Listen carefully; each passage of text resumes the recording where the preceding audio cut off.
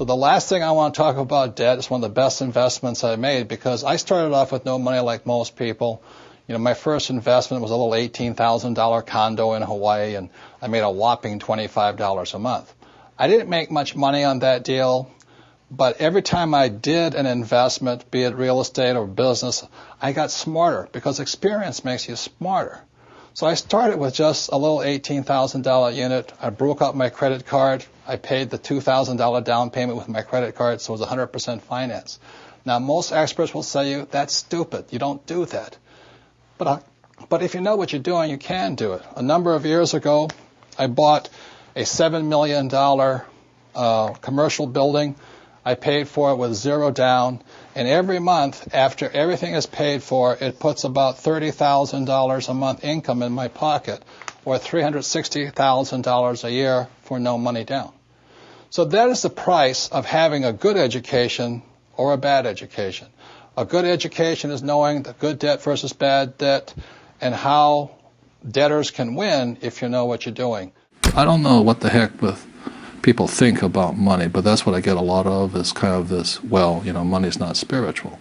I'm just saying it's your attitudes, you know, a person's attitude towards money. I make a lot of money, but I give a lot. You know what I mean? It goes to biblical principle: the more you give, the more you receive. So when I meet somebody who's doesn't have any money, it just means they're not giving something. Yeah. You know, so a lot of times there's people who would like more, but they're not giving anything. Yeah. So they're like my poor dad. You know, he belonged to the labor unions, and he wanted to work less and get paid more. Well, that's anti-religious to me. Yeah. If you want to get paid more, work more, give more. That's how I see it.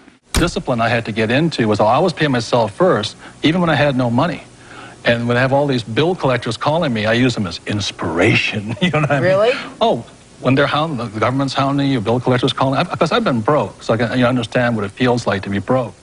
When those guys are calling you, instead of, you know, shrinking and going into the shell and eating my pizza, yeah. I use it as motivation to go out and make more money. So I use my bill collectors as motivation, and that's why I paid myself first, even though sometimes I wasn't. What would you pay yourself?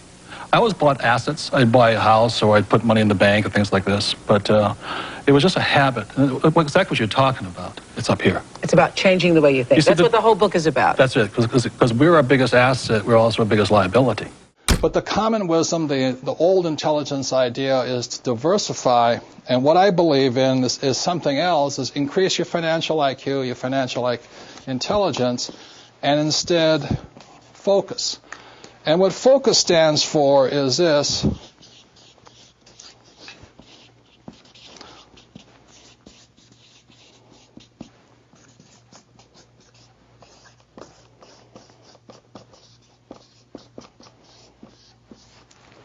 Focus is follow one course till you're successful. And so that's what I did in 1973. I signed up for my first real estate investment course. And I just did it and did it and did it. You know, I bought this one little $18,000 place, and I did it again, and I did it again, and I did it again, until the point where I understood it. And then I went into becoming an entrepreneur. And I did it, and I did it, and did it, and I'm still learning. And I'm still learning about real estate. And the reason, in 1966, I got into oil when I went to work for the Standard Oil Company. So today, I'm still focusing. I invest in oil and oil and oil, and I don't diversify. You know, it doesn't mean I don't lose. Sometimes I lose, sometimes I make mistakes and all this. But I just don't buy good as with all the bad. If you're going to be successful as an investor, you know, diversification is good for the average investor. If that's what you want to be, have a good life. But what I'd rather do is be able to know the good ones from the bad ones, the good investments from the bad investments, the good advisors from the bad advisors, and what's good for me and what's not good for you. Because what I do is not necessarily what's going to work for you, and vice versa here. So that's why I really think instead of diversification or diversifying, the new rules of money say follow one course until you're successful, and then keep doing it. Because once you find that way of being successful, you can do it again and again and again. The thing is, you see, when people, you know, economies go up, economies go down, we might go into a depression worldwide. You know, like I said, France is in very big trouble. Germany's okay. England's in big trouble. China's in trouble. So if we go that, we go to a worldwide depression, and it might take 10 years, to come out of it. But during these times, this is the best time. I have made more money in the last 3 years than ever before in my life. I bought five golf courses last year out of bankruptcy. That's impressive. Yeah. Well, the bank. Courses. Yeah, Donald bought 10. They're giving them away. No one told me. Yeah, but you have to know how to operate them. You have to be an entrepreneur. Yeah. So the banks just call you up and they say that there was 5 golf courses and 1 hotel. In the States? In Arizona, yeah, Golf Mecca, Is it? And this Japanese company had it, and they asked me if I wanted to buy it about 5 years ago for $260 million. And I said, doesn't make sense. It doesn't make sense at $260 million.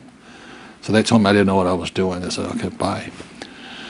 And then 1 year ago, this summer, the Citibank called up and says, you want those golf courses? And they gave me the money to buy them. And just to reiterate, was in approximately 1975, I came out with this product, and we were extremely successful. But we kept running out of money. The more successful we got, the more we ran out of money. So that's when I went to my rich dad, and I tried to borrow $100,000, and he chewed me out. He says, why would I invest in a dumb product when you have a bad business? And so that's when he began teaching me the next level of my entrepreneurial education. It's not about the product, it's about how to design a business that doesn't need me to keep raising the capital. In other words, how do you design a business that keeps raising money automatically? And today the Rich Dad Company is cash rich. Cash keeps pouring in because the ability to raise money constantly was designed into the business. And once again, this is the diagram. This is the BI triangle. These are the 8 pieces that make up a business. When a business is hurting, oftentimes it's because one of these 8 pieces is missing. For example, many times people say, I have a great product, but their legal is really bad, or their communication systems are bad, or their audit, their internal order processing is bad, or the manufacturing is bad, or the marketing is bad, or they have bad cash flow management. Another part of your financial IQ is to know there's 3 types of income. So if you're going to say work hard, most people are working hard for earned income, and that's what these guys are working for. The trouble with earned income in America, your tax rate's approximately 50%. Whereas Warren Buffett says it's a shame that his secretary pays a higher percentage in taxes than he did, although he makes billions of dollars. So when you say to a child, go to school and get a safe, secure job, you tell them to work for earned income, the worst type of income. The second type of income is portfolio income. And today, as I speak, and they're trying to change this, it's about 20%. And portfolio income is generally known as capital gains. So if I buy a stock for $10 and I sell it for $50, the $40 gain is taxed at 20%. Or if I buy a house for $100,000 and I sell it for $200,000, that's a capital gains type event. So you pay a lot of tax for that. And the third type of income, which is the best type of income, excuse me, I can't spell again, is passive income. And this is income that just comes in on a regular basis. One of the reasons I am wealthy and is able to retire at a young age is because I worked hard for passive income, not earned income. I don't flip real estate generally, not portfolio income. I don't flip stocks. I want passive income. So today, the new rules of money, it's important to understand what are you going to school to become, ES, entrepreneur or investor, and what kind of income you're working hard for, earned, portfolio, or passive. And if you know what you're doing, you can pay 0% taxes legally. And this can be done all over the world. People say, we can't do it in my country. Well, these people can't do it in any country, but in most parts of the world, governments need these people. So they're always giving tax incentives for investors and business owners who are for passive income. So those are some of the new rules of money. You've really got to know what you're working hard at and what kind of work are you performing, what kind of income are you working hard for. Well, most successful entrepreneurs have gone bust, right? Yeah. Henry Ford, an old-time entrepreneur, he went bust 5 times. Okay, look at Steve Jobs. Yep. His own board fired him. Yeah. You know, Bill Gates was taken before the Supreme Court for monopolistic practices. Right. Even my friend Donald Trump went down $1 billion. Yeah. I only went down $1 million. So the average person is so afraid of those losses, they never get ahead. Because at school they teach you if you make a mistake or if you fail, you're a failure. But that's not real life. A baby learns to walk by standing up and falling down, standing up and falling down. And our school system punishes you for making mistakes. That's why my poor dad, an academic, was so unsuccessful. He was terrified of making mistakes. The key to raising money, this is Ken McElroy's company, it's called MC Companies. Ken McElroy's business is in the business of acquiring assets. That's why his company gets richer and richer and richer. Every year he adds probably 1,000 new apartment units to his inventory. So Ken's company gets richer and richer because MC Company is designed to increase assets. Poorly designed businesses never have any assets. They have huge liabilities. And I trust that makes sense to you. So Ken McElroy's business gets stronger and stronger and stronger because every year he's increasing more assets. The Rich Dad Company gets stronger and stronger and stronger because every year we add more assets. This year we're adding franchising to our mix. We're also, Rich Brother, Rich Sister, the book has come out. We come out with the Real Book of Real Estate, etc., etc. And every one of those products every year continues to send money into our product. So that's an idea of a well-designed business. If you have a well-designed business, I don't care if it's for real estate or making, cash flow board games. If it's well-designed, investors will give money to you because this is a well-designed business. I think the big mistake is I hear so many people say it's important to save. That's ridiculous. And the reason that's ridiculous is because what happened in 1971 is crucial. In 1971, the U.S. dollar stopped being money. In 1971, the U.S. dollar became a currency. And what that meant is Richard Nixon, in 1971, the president, took us off the gold standard. That's like giving an alcoholic free rein to the bar, or it's like giving somebody who can't control their spending unlimited credit cards. So what's happening is all the savers today are losers. The problem with 1971 is that the federal government keeps printing money, so the value of your money keeps going down. So these people, I'm saving, and if you notice, as the value of the dollar goes down, prices go up. So they call this inflation. You look at in 1997, oil was about, I think, $10 a barrel.